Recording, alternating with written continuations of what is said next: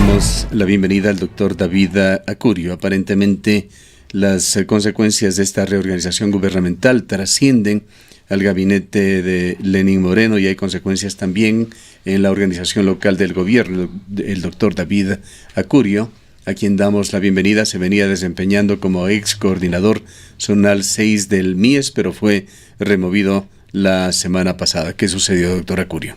Muy buenos días, Gustavo. Muchas gracias por el espacio. Un saludo a toda la audiencia. Creo que mi vida profesional ha estado permanentemente marcada por mi compromiso con la defensa de los derechos de las personas. Y desde la semana anterior yo he venido expresando mi respaldo a la Universidad de Cuenca y a la Universidad Ecuatoriana. Yo soy un docente universitario, fundamentalmente, una persona de la academia.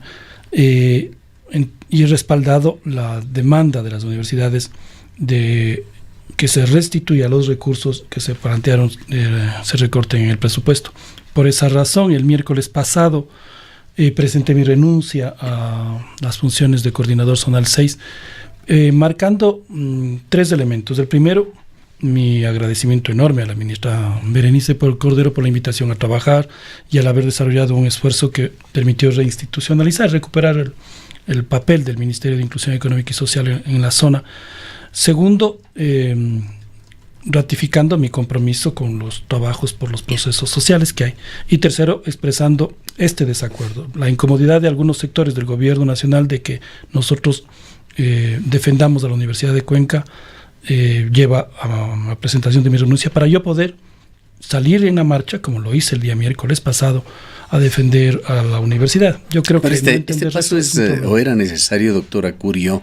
Se exige este nivel de lealtad no solo en el fondo, sino en la forma en el gobierno nacional para asistir a una marcha que es, me parece que una manifestación ciudadana que puede darse de la manera más natural. ¿Es necesario renunciar a un cargo del gobierno? Y yo habría asumido que casi que todos los cuencanos, azuayos, entenderíamos que la marcha era un ejercicio ciudadano de reivindicar y de expresar la vigencia. ¿Usted renunció antes del jueves cuando Lenín Moreno pidió las renuncias? Antes del jueves. A los ministros. No fue un acto de solidaridad con la ministra del MIES. No. Mi renuncia fue el día miércoles 21.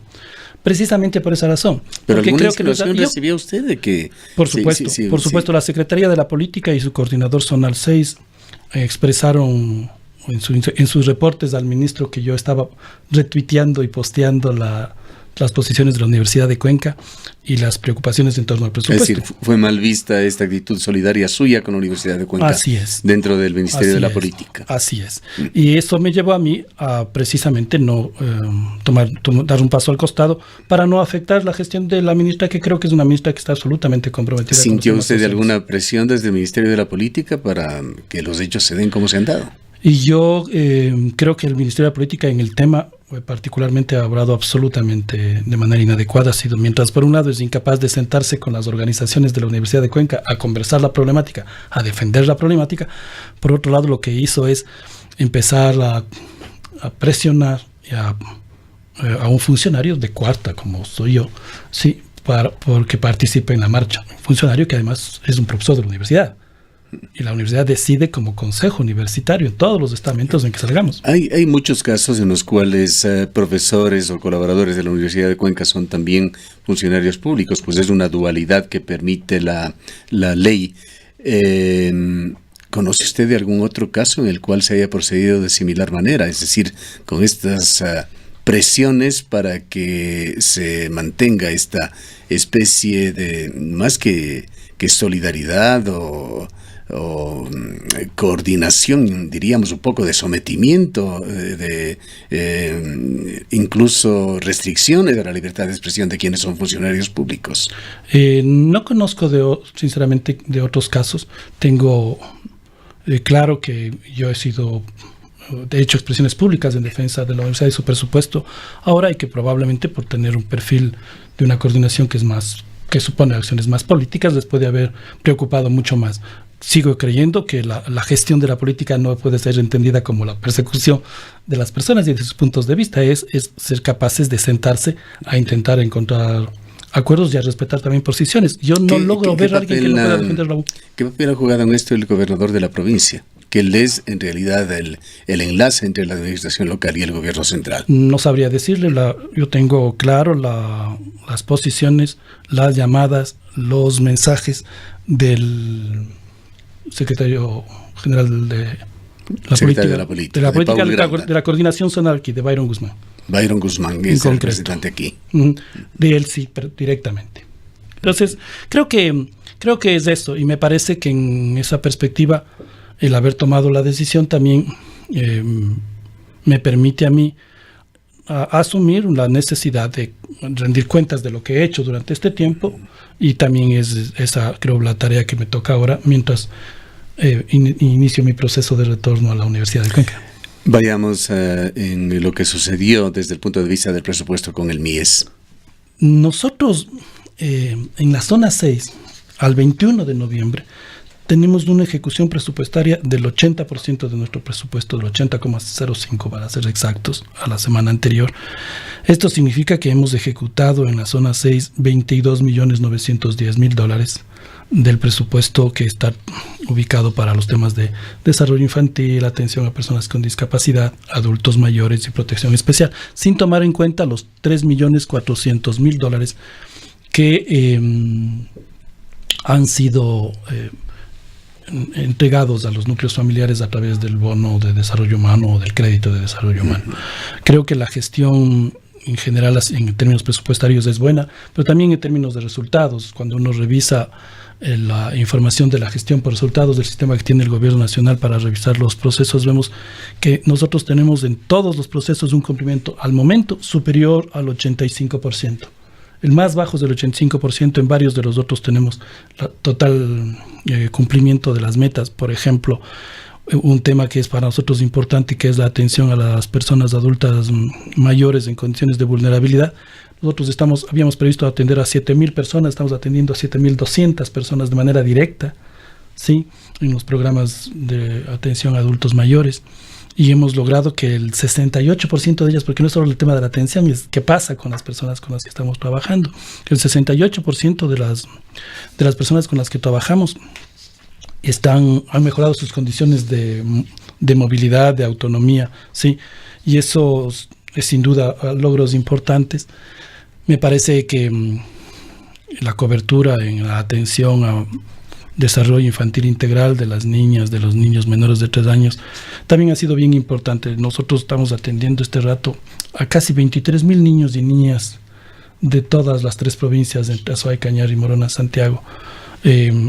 Casi todo estamos trabajando a través de convenios. Tenemos 161 convenios que se cierran en diciembre y que permiten esta ejecución. ¿Qué sucedió, doctor Acurio, con esto que nos pareció decisiones un poco tomadas en la marcha por el presidente Moreno, de duplicar el consumo de leche en los programas de desayuno escolar, de que nosotros habíamos conocido sin mayor análisis? Se lo tomó como una medida coyuntural. En el caso del Ministerio de Inclusión Económica y Social, nosotros no tenemos ese programa. Funciona solamente con el Ministerio de Educación y funciona en educación básica. No sé si se implementó el tema del... Pero no tienen algún tipo de articulación tratándose de un tema tan delicado como la prevención de la desnutrición infantil. Sí, nosotros en el ámbito de nuestro trabajo, que es hasta los 3 años, coordinamos sobre todo con el Ministerio para llegar a la cobertura hasta los 5 años con el Ministerio de Educación. Y siempre hemos creído, lo hemos planteado abiertamente y lo hemos incorporado en el trabajo del MIES. La desnutrición no es un problema de entregar un alimento complementario ocasional sin analizar efectivamente cuáles son las condiciones generales de la vida de los niños y niñas. A mí, en Comisión Ternura, que es uno de los programas que más me apasiona dentro del trabajo del MIES en realidad, y que le hemos puesto muchísimas fuerzas, nosotros estamos trabajando con Misión Ternura precisamente en enfrentar la desnutrición, no desde una condición puramente del alimento o de los medicamentos, sino de la condición integral de la familia. No hemos incorporado una dotación extra de leche, sino un conjunto de acciones. Y ahí tengo yo una noticia que es lindísima, que no es propiedad ni resultado del trabajo del MIES, solo en realidad menos personal, pero que sí es una noticia súper buena para la provincia, y es que nosotros arrancamos en Nabón con algo más del 36% de porcentaje de niños y niñas con desnutrición crónica. Estuve el día martes de la semana pasada en la mesa técnica de Nabón trabajando, y este rato Nabón tiene, según los datos de las fichas que hemos levantado en casa por casa, 17% de desnutrición. Eso, como digo, no puede ser un logro del MIES ni de este instante, pero muestra los cambios que se dan en una acción más profunda, que es mejorar las condiciones de vida como se han mejorado en Nabón. Vayamos, doctor Acurio, con una pregunta. Usted como persona que participa en la política ecuatoriana, le voy a leer un párrafo que dice una publicación del día de ayer de Diario Expreso. Fander Falconi era tal vez el último hombre de izquierda que quedaba en un gobierno que en año y medio se alejó del correísmo y dio un giro hacia la derecha, pero sin lograr sacar al país de la crisis económica. ¿Qué reflexiones le trae este párrafo que está dentro de una nota publicada sobre un análisis de esta crisis generada por el presidente Moreno? Creo que vemos con preocupación la tendencia del gobierno nacional a privilegiar intereses en lo económico de los sectores económicos más grandes. Mientras tienes un recorte para las universidades, por ejemplo, el presupuesto para el Ministerio de Finanzas se incrementa en el 4%. Se autoriza el sigilo de las inversiones del SRI en el exterior. Uno oye que se levanta el anticipo del impuesto a la renta en Manabí, y eso suena bien, pero después te pregunta, ¿y quiénes están pagando? ¿Quiénes tienen que pagar el impuesto a la renta en Manabí? ¿Son los pequeños pescadores y los pequeños productores artesanales? Quizá no, quizás se están beneficiando esos sectores. Eso se ve con preocupación. Se ve con preocupación lo que muestra el presupuesto, que es una afección a la acción de lo social, a la garantía de derechos que tiene que dar el Estado, marcado constitucionalmente, y eso desde mi punto de vista marca un proceso de... Esa es la lectura que tiene usted de los cambios en el presupuesto. Lenín Moreno, cuando salió ante las cámaras, antes de pedir la renuncia a los ministros, me parece que el día miércoles, señaló que el presupuesto general del Estado propuesto para el 2019 reflejaba el espíritu del gobierno, y en consecuencia él hacía o colegía que fortificaba la confianza del pueblo ecuatoriano en su gobierno. Pero es una lectura totalmente diferente a la que usted tiene. Efectivamente, yo creo que el presupuesto precisamente desnuda cosas que son preocupantes. El no garantizar mínimamente el presupuesto que tenían los sectores sociales. Hay recortes en salud, hay recortes en el MIES, 24 en millones, salud, en el recorte final, en se muestran cifras del gobierno que más bien se ha incrementado el presupuesto. No sabemos hasta qué punto. No, los de la revisión que he podido hacer y que hemos compartido con compañeros que manejan mucho mejor ese tema, hay un recorte ahí. El efecto que tiene o el impacto que tiene la reforma presupuestaria en los temas de producción agrícola es importantísimo. Uno de los casos más claros que comentábamos en estos días es el ejemplo de que en toda la producción de palma, de esmeralda, están con un problema de una enfermedad gravísima. Muy grave, que está acabando con estos cultivos. Con esos cultivos, que son cultivos que tienen las gran empresas ciertamente, pero también los pequeños propietarios de esmeraldellos que comercializan eso. El Ministerio de Agricultura tenía un fondo para enfrentar eso, hoy ya no está. ¿Sí? Entonces son recortes que se afectan en lo concreto a estos sectores, y que eso se ve con preocupación. Creo que en esa perspectiva es súper necesario que se pueda discutir y repensar las acciones. No es que a nombre del construir a espacios de diálogo y de acuerdo, lo que está buscando el país es un retorno de la derecha. Yo creo que tampoco está por ahí. Eso personalmente a mí me preocupa sobremanera. Y creo que el salir a defender los 145 millones de la Universidad Ecuatoriana, y en el caso nuestro de la Universidad de Cuenca, los 9 millones y pico, es parte de ese posicionamiento que tengo en términos personales y que compartimos con varias otras personas. Fíjese que ahí me preocupa muchísimo, y hay que decirlo. Teóricamente, la semana pasada hubo un acuerdo entre el gobierno nacional y las universidades.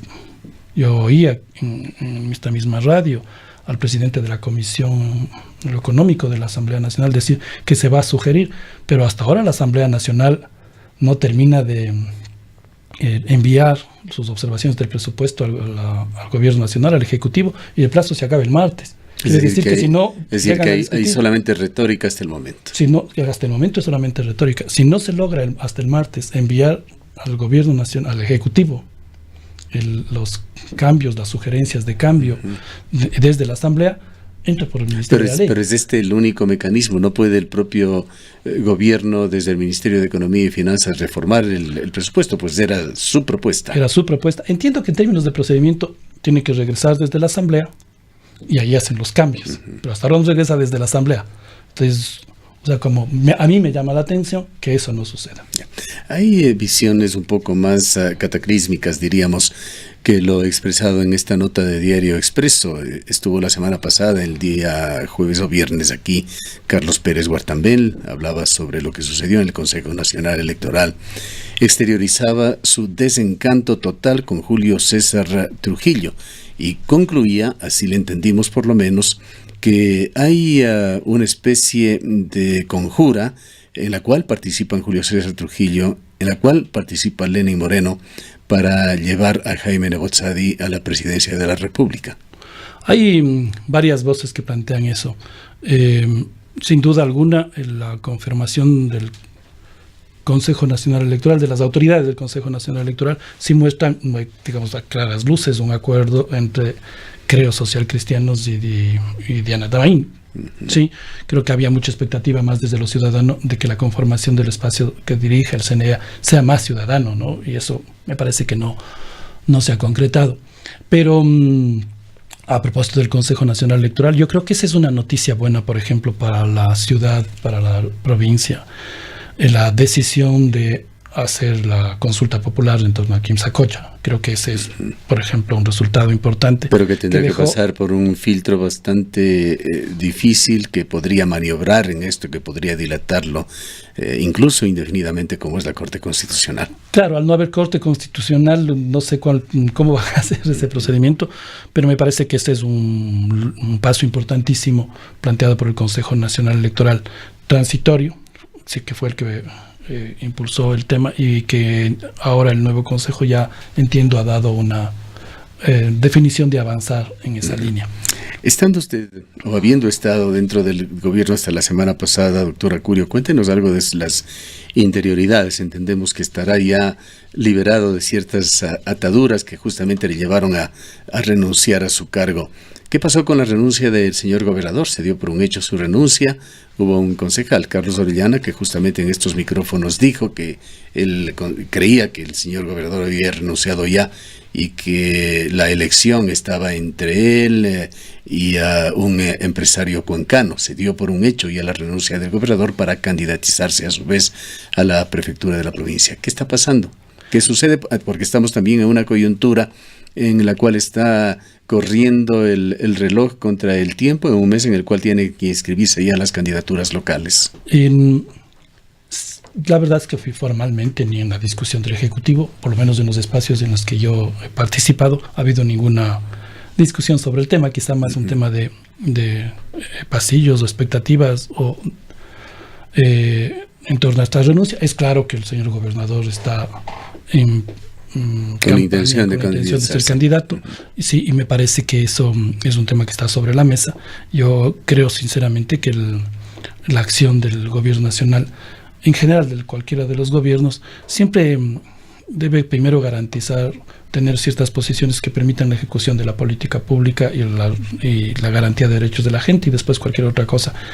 No he sabido en realidad cuál va a ser el derrotero del gobernador en torno al tema. Entiendo que además están negociando para construir binomios electorales, pero hasta ahora en la ciudad no tenemos ninguna claridad, más aún cuando es una ciudad que demanda como que haya caras nuevas, ¿no? Que haya caras nuevas. Creo que es un tema que demanda sin duda la ciudad, que haya gente que pueda aportarle nuevos elementos al desarrollo de Cuenca y de la provincia. ¿Y cómo mira usted? Quizá finalizamos con esto, doctor Acurio. El trabajo, la labor que viene realizando el Ministerio de la Política, que de alguna manera ha sido un catalizador para su salida, con su representación local y su representación nacional. Sabemos que hay una fuerte crisis que ha desembocado en esta crisis de gabinete, valga la redundancia, generada desde la fuga del país de Fernando Alvarado.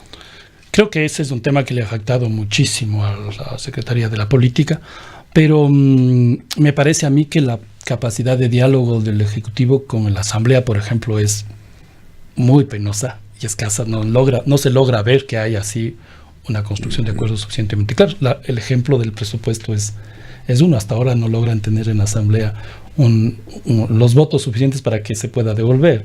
Me parece que ahí hay varios desafíos, hay cosas que están haciendo agua, y quizá eso es lo que lleva que en lugar de asumir un ejercicio de recuperación de la propuesta social, empiece a tener unas lógicas que le distancian de la realidad de lo que demanda la gente. Uh-huh. Y aquí localmente, ¿qué grado de injerencia ha tenido este ministerio como para tratar de concertar en el desarrollo de las entidades gubernamentales con la sociedad a la cual pretende servir? En el caso de la Secretaría de la Política, en la relación con el MIES, la relación ha sido muy puntual, tengo que decirlo. Yo creo que nosotros desde el MIES hemos fortalecido un ejercicio mucho más, podríamos llamar, técnico en la implementación de la política, que en hacer del MIES un instrumento de acción partidaria, y esto ahí hemos tomado distancia. Creo que son parte de las incomodidades. Creo que el MIES se merecía eso en términos de ser una institución que no se está pensada solamente en ver cómo moviliza a la gente, sino cómo le resuelve sus problemas. Y creo que a eso nos hemos dedicado este tiempo. Y yo soy agradecidísimo de lo que se ha podido hacer y del respaldo que he tenido hasta este momento, y de la relación que hemos tenido con las organizaciones no gubernamentales, con las mismas universidades, con el sector privado, con el que hemos logrado hacer acuerdos desde el MIES para acciones en torno a mendicidad y trabajo infantil, por ejemplo. Ahora estamos haciendo un concurso bien lindo de mejores prácticas de inclusión laboral a personas con discapacidad entre el MIES y el sector privado, que son cosas que casi son bien nutritivas del trabajo que uno hace. Yo salgo contento de todo lo aprendido ahí. Bien, vuelve usted entonces a la docencia, doctora Curio. Vuelvo a la docencia, vuelvo a mi facultad, también el espacio donde siempre estamos cómodos. Gracias por su presencia. Ha escuchado al doctor David Acurio, ex coordinador zonal 6 del MIES, que ha renunciado la semana pasada, según nos ha expresado en forma previa a su participación en la marcha en favor o en defensa de la Universidad de Cuenca, tras haber recibido insinuaciones o advertencias desde el Ministerio de la Política.